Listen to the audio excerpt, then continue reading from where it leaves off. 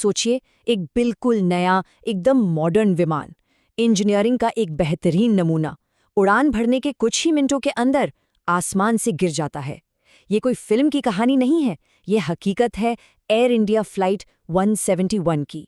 आज हम इसी रहस्यमय हादसे के पीछे की कहानी को परत दर परत समझने की कोशिश करेंगे।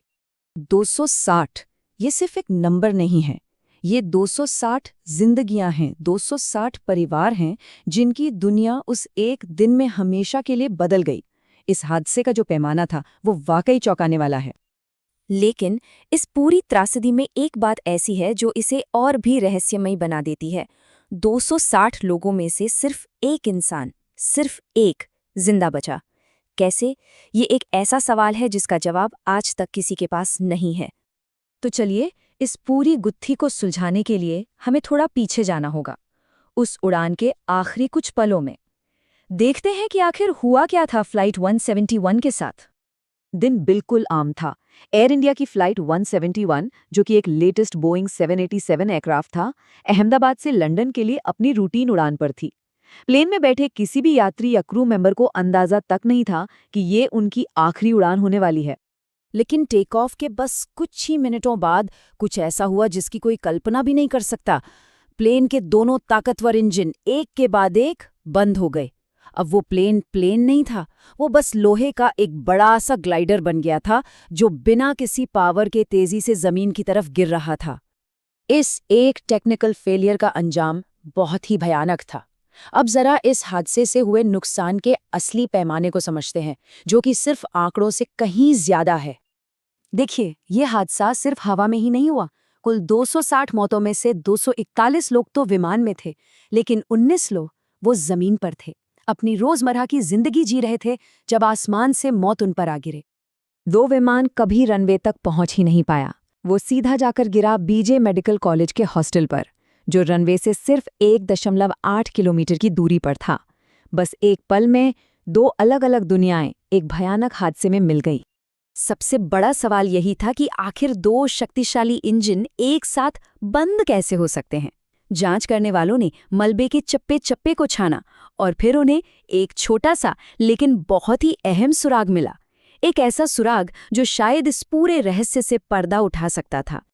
ये पूरा का पूरा मामला आकर टिक गया एक छोटे से पुर्जे पर, जिसे कहते हैं फ्यूल कंट्रोल स्विच। अब इसे आसान भाषा में समझे तो ये प्लेन के इंजन का ऑन ऑफ बटन है।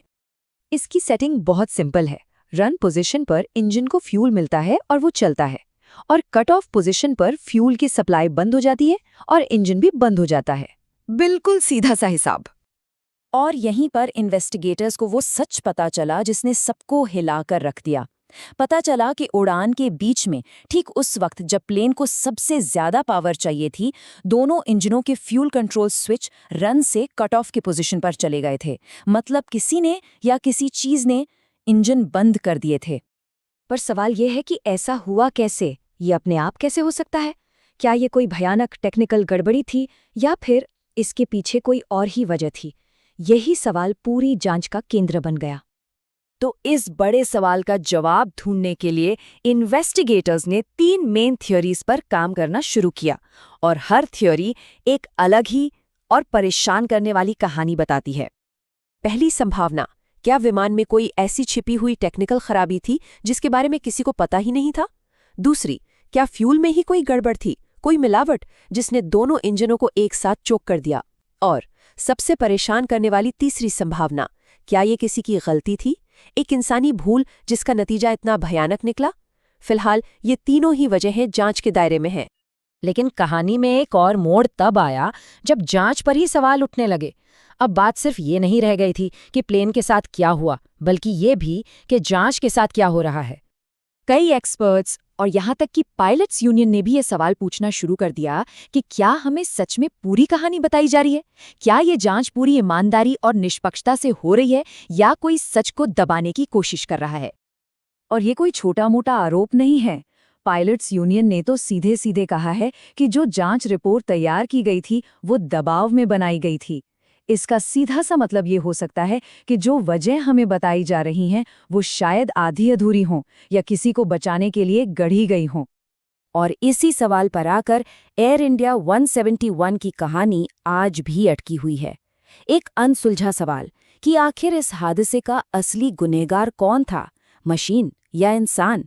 और जब तक इसका जवाब नहीं मिल जाता, तब तक वो 260 जाने और उनके परिवार इंसाफ का इंतजार करते रहेंगे।